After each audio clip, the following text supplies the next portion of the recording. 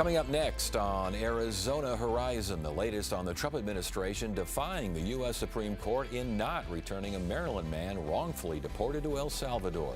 Also tonight, why building a home in Phoenix will likely be more expensive soon.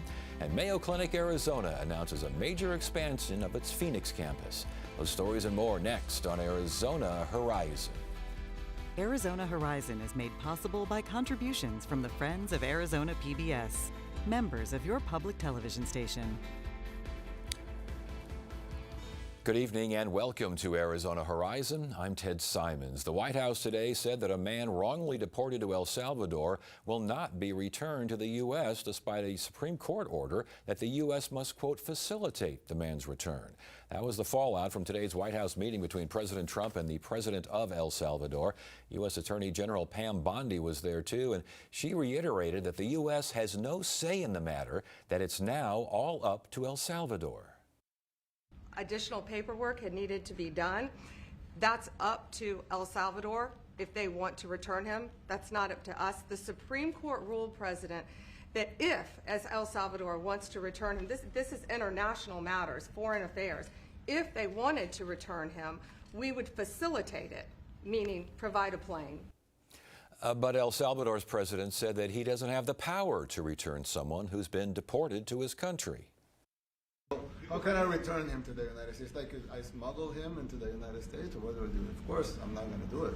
It's like, I mean, the question is preposterous. How can I smuggle a terrorist into the United States? I don't have the power to return him to the United States. Meanwhile, Democrats on Capitol Hill are asking why funding that Congress provided to combat gangs and drug traffickers is being used to deport migrants with no criminal records. Harvard University today rejected the Trump administration's demands that the university change its hiring and admissions policies. The university called the administration's actions unlawful and thus became the first university to refuse to comply with administration demands. Harvard is risking billions of dollars in federal aid. The university had been criticized in recent weeks for appearing to capitulate to Trump administration pressure. And a health note, a new study suggests that using technology may lower the risk of dementia. The research looked at 400,000 older adults and found that technology use was associated with a 42% lower risk of cognitive impairment. The study coincides with research that exposure to complex mental activities leads to better cognitive abilities in older age, though the study's authors say that their findings are not an endorsement for mindless scrolling.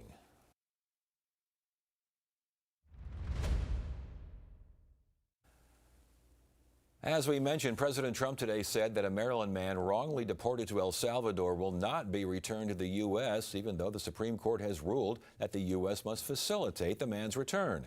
To discuss this developing situation, we welcome Roy Herrera, founding partner, Herrera Arellano LLP. Good to see you. Good to see you. Thanks for having me. Let's try to, first of all, let's just describe the case. Who is this guy from Maryland? What's happened to him? So this is an individual that entered the country illegally years ago, I think over a decade ago. And in 2017, he received an immigration judge order that basically prohibited his removal from the United States. The basis of the immigration judge's order was that he would face persecution if he went back to El Salvador.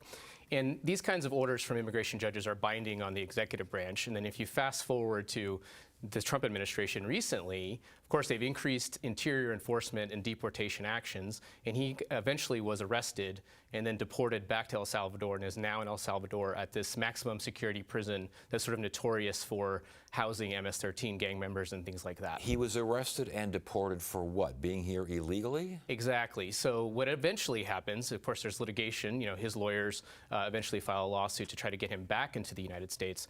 And during the course of that litigation, the administration admits that there was an administrative error. That, in other words, they were aware of this immigration judge order, but they deported him anyways, and they shouldn't have done that. Okay, so the court order expressly forbids deportation. The federal court's judge demands the man's return, He's still in El Salvador. What's going on? He did. So we get a federal district court judge in the recent litigation, the recent lawsuit, that says you have to get him back. You have to facilitate and effectuate his return. Eventually, this gets appealed to the U.S. Supreme Court, and unanimously, the U.S. Supreme Court says, well, you have to facilitate this. We agree with the district court judge. We don't know quite what effectuate means, so the district court judge needs to sort of figure that out, but it's remanded back to the district court judge to try to make this happen, to try to facilitate his return to the United States. So the Supreme Court said we don't know what effectuate means, but we do know what facilitate means. What does it mean? Well, I think you and I would probably take that to mean that now the administration has to use its own efforts to get this person back. The problem is that nothing has happened since this has gotten back to the district court judge. The district court judge is now, since the Supreme Court ruled, has said, you give me 24-hour updates on, the progress of his return. And every update since then, there's been no update. I mean, essentially, this individual is still down at this prison. And then we saw today with the press conference between the El Salvadorian president and President Trump, where Trump basically said, well, I can't do anything about it. And then the El Salvadorian president, of course, said something similar, that I can't do anything about it. I cannot return him back to the United States. So we're kind of stuck in this place where he's still over there, yet we have a federal order, a federal judge's order saying he has to be returned. And the Supreme Court, I think it was the Supreme Court, correct me if I'm wrong, mentioned a deference owed to the executive branch in the conduct of foreign affairs. Does that apply here? So that has sort of been the legal basis that the administration has taken throughout this litigation. It basically is arguing, it's essentially a separation of powers argument. It's saying that the courts cannot interfere on the foreign policy of the United States. That's exclusively in the executive branch, exclusively with the president, and within foreign policy is immigration policy, and so therefore you cannot order me to do anything in that space. Now the district court judges rejected that argument and said, no, actually, I can. This was an unlawful removal, and I'm going to order you to bring him back. But again, we're still stuck in this place where the administration is saying, well, you can't order us to do that. Yeah, and President called the Supreme Court decree vague, and the trial court, the lower court said, at least try to get him back. That was part of their original order. It doesn't sound like they're trying. It doesn't sound like it. And again, I hesitate to say we're sort of entering into constitutional crisis. I don't think we're there yet. But the longer this goes, we may be entering that, where we're in this world where essentially we have a federal judge, the judiciary, telling the executive branch, you have to do something, and the president, the executive branch, saying, no, I actually do not have to do that. Of course, if that escalates, if this continues, then I think you're going to probably start seeing the judge thinking about contempt of court proceedings, sanctions, things like that is normally what happens if you defy a court order. But the question here is, are they going to do that against the administration? And that judge seems like it's fighting back. Seems like the administration's fighting back. They do seem at loggerheads here. Yeah, it's hard to sort of see what the break is going to be here, because the reality, of course, is the White House is saying, I don't have the power to bring him back. But we all know the reality here. El Salvador is a small country. The president, I think, very clearly could tell the president of El Salvador to do this.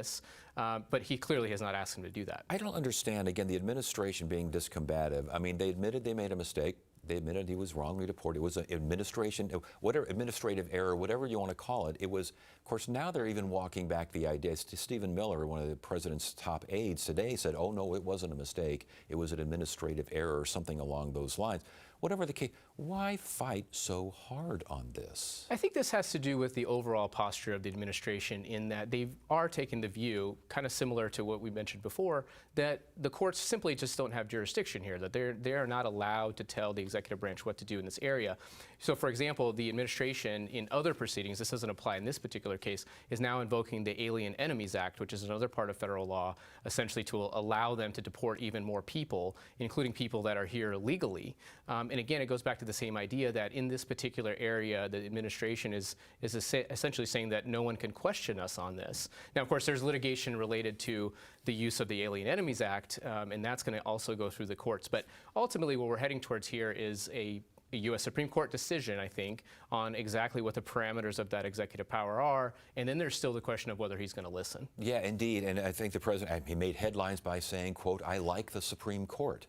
So it sounds as though who knows what that means, but it also sounds as though he wants it to get to the Supreme Court. It sounds that way. And, some of the comments that he has made are even a more extreme version of this, which we might start seeing soon, which is to say that, he's indicated in some of his comments that he believes that the power to remove people from the country because they're criminals, for example, may even extend to U.S. citizens. And in fact, the 3 liberal justices of the U.S. Supreme Court in that recent decision wrote that that is essentially what we're heading towards here, where this administration is claiming the power to do that. Now, of course, if that were to happen, that's an even more elevated situation that is going to be even more combative, I think. Is that before or after or even involving due process? Well, so the thing that's interesting in the Alien Enemies Act cases, which again is not this particular case but is involved in other removals, is that the U.S. Supreme Court has said that there should be due process, that if you're going to be removed under this act, you have to have some form of due process, usually through what's called a habeas proceeding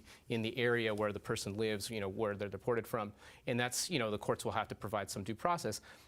Again, it's unclear whether the administration is going to listen to this. And going back to the individual in El Salvador that we started talking about, I mean, he wasn't afforded any due process, of course, right? He was arrested, and then through due administrative error, he was deported. So we haven't even got to the sort of merits of this. The administration's claiming that, he was somehow part of MS-13. Him and his lawyers are saying that is absolutely false. The judge in the district court case has basically said, I've not been presented any evidence that he's part of MS-13. So if there was to be due process, you would assume then that that would be when the administration would present this evidence. But my suspicion is that it does not exist. Roy Herrera, again, Herrera Arellano LLP, and one of our go-to guys when it comes to, boy, isn't it fascinating? It's like a law class every day with this. It is, and this is one of many areas where there's open new questions, legal questions that the U.S. Supreme Court are going to have to deal with. Good to have you here. Thank you. What? On Finding Your Roots, Jim Acosta. Your preconceived notions of where you came from, who you are, doesn't mean squat. And Van Jones. I knew that my dad's side of the family had a rougher path. Finding a founding family in Cuba. I wonder if they even know. I'm sure they don't know. And a DNA match. You would never guess in a million years. That's nuts! Tuesday night at 7 on Arizona PBS. 20 years ago, I was a fervent neo-Nazi and Holocaust denier. It's a life I've long left behind. But I continue to struggle with my role in contributing to such a dark legacy. The inescapable truth is that white supremacist ideology, if left unchecked, always ends in murder. And we ignore the lessons of history at our own peril. Tuesday night at 9 on Arizona PBS. Home building in Phoenix will likely get more expensive this summer. The reason? Higher development fees to fund city infrastructure improvements. And to learn more, we welcome Catherine Rager, real estate reporter for the Arizona Republic, azcentral.com. Catherine, always a pleasure. Good to see you. Always great to hang out with you. All right, higher development fees, they're coming to Phoenix. What's this all about? They are. Infrastructure. We need infrastructure. We have so much growth coming, particularly in the Northwest Valley, that they need new roads, they need new wastewater, they need new sewers, they need new bridges. And so that's impact fees. And impact fees are evaluated every 5 years. It's been 5 years. And the first proposals came out last summer, and the developers pushed back, the builders pushed back. And the city of Phoenix came back. They brought them down a little bit, but the highest one, that's not a special one, will be around the TSMC area where thousands of houses are planned. It'll be $35,000 a house. It passed the city council. There was some pushback, but it did pass. Okay, so, and it passed because that's not a developed area. It needs that infrastructure, correct? Right, it's just for new infrastructure. And older areas like, say, Maryvale or Central Phoenix, that doesn't need as much infrastructure, or just needs to upkeep, but this is all for new infrastructure. So those areas have smaller impact fees. So it seems like infill developments might get a break here. Yeah, impact fees pretty much went up across the board, but not those kind of increases. Okay, so double-digit hike in impact fees. Yeah, and the thing is at this, we focus on Phoenix, but Gilbert and Peoria have also had double-digit hikes, and they're high-growth areas. Okay, so how much in all of these towns and all these cities, we're focusing on Phoenix because it's the big kahuna here, how much is passed on to renters? How much is it passed on to home buyers? What's tough right now is other things are going up. We've had higher construction fees, higher material fees, higher land costs. So those are all there. Depends on who you talk to, but most in the real estate industry say most of that, the fees will be passed on to the home buyer or the renter. And I saw, I think your story could raise the cost of a new house by like $35,000. Yeah, and we're looking at a median price right now of about $490. So it's... You mentioned higher prices, tariffs on construction material, Canadian lumber in particular. Yeah. It's got to factor in, doesn't it? Yeah, Mexican steel. The National Association of Home Builders came out with a report based on the first round of tariffs. And I know we are on hold with some tariffs. It could add anywhere from $7,000 to $10,000 to the cost of a home. And I talked to a local home builder here who agreed and said, yes, I can tell you exactly how. So the impact on what can be a struggling market. It can be. And it's because we just came out with, I'm just looking at home sales numbers from March, and home sales were up. And interest rates ticked down just a little bit. Median price was flat. And there are markets where home prices are dropping. And we're not seeing that because we have all this growth and coming in. But in the areas where the growth's coming, we need new homes. You know, there aren't enough existing homes to house the people, and we don't want them, you don't have to drive an hour and a half. Could any of this, and I realize this is for new home construction here, so if you want a new home, you should be able to afford a new home. But, you know, we've talked for many years now, and a lot of foreclosure stories have been up front and center, people losing their homes. Any of this affect that?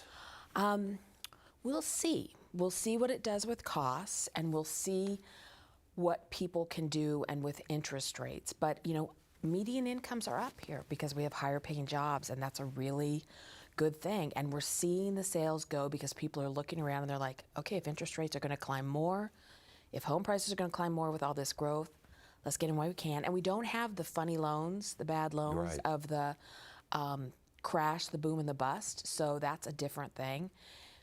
Economic uncertainty, just in general, how is that playing into here? I covered Larry Summers talking to the W.P. Carey School last Thursday, and he said economic uncertainty is crippling us. You know, you don't know what to do. Are the tariffs going to go up? What's my inflation going to do?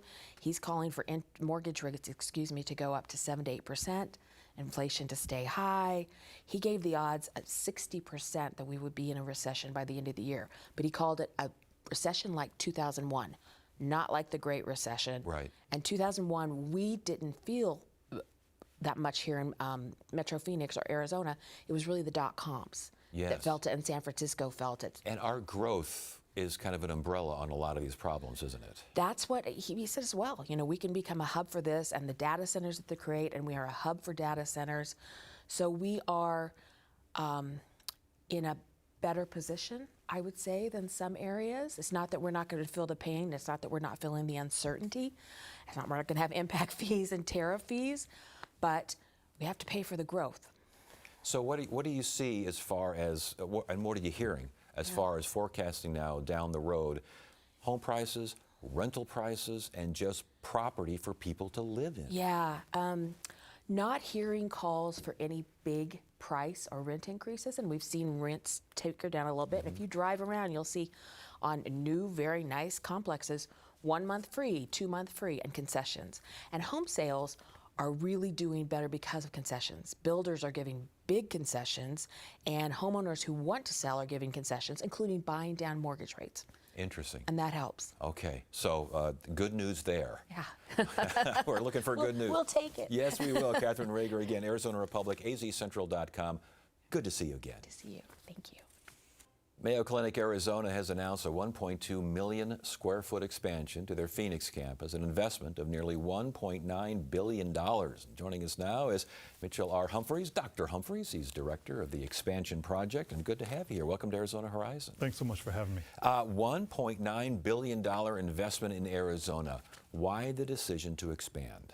So this is so important because when you think about healthcare in Arizona, you think that there is healthcare in Arizona. But what Mayos recognize is how important it is for serious and complex care. And so that is where this investment, investing in our future, really transforming how we think about healthcare and how we deliver healthcare. Is this what you mean by innovative care concepts and integrated technologies, these sorts of things? Exactly. So really blurring what we think about in physical spaces and digital spaces. How do we have digital enhance what the patient goes through? How does it help our staff? Things like ambient listening, where your space is listening, taking notes so the doctor is no longer looking at a computer. Records automatically pulled up just to facilitate the patient's journey through the healthcare system. So digital care is a big factor here. It's a big factor. It's really blurring the lines between physical and digital space, not just relying on one thing, challenging the conventional thoughts that we've had about healthcare, really transforming the way we think and we deliver healthcare. Blurring the lines between maybe inpatient and outpatient care? That's exactly right. So what used to be only an outpatient room, how about if that patient is seen there and then their care escalates, and instead of them moving around, that space changes to meet the needs of the patient, really focusing on that patient journey. Obviously better for patients, better for staff. How so? So part of this project is focusing on the patient. So whenever you focus on the patient, you always get things right. But for us to deliver the best care, you have to think about the staff. How do they get there? How do you facilitate the job?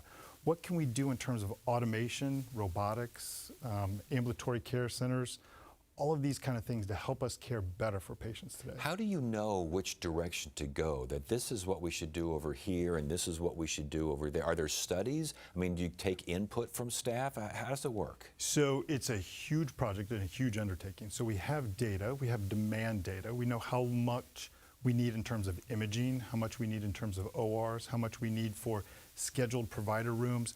We take all of that together, we lean into the expertise of our scientists and our surgeons and our staff. We facilitate all that to really think about what do these spaces look like. And the way that we're thinking about these spaces in something called a neighborhood concept, where it doesn't just mean adjacency, but it's really thinking about access, who needs what, and how we deliver that care. Interesting. Okay, so 1.2 million square feet, and we're looking at some, just, you know, this is just incredible looking stuff here. That's what, like, increases 60% the size. That's already, anyone who's been out there, this is already a mammoth endeavor. So yes, right now we're at about 3 million square feet of clinical space. This will add 1.2, so it's a 60% increase in our space.